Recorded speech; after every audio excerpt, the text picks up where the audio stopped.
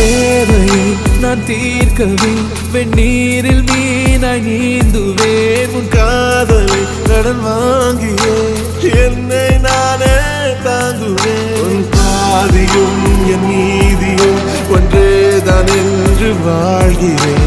உன் கண்களில் நீர் சிந்தினால் அப்போதே செத்து போகிறேன். சாலையோர பூக்கள் சாய்ந்து நம்மை பார்க்க நாளை தேவையில்லை பெண்ணே நாளும் வாழலாம்.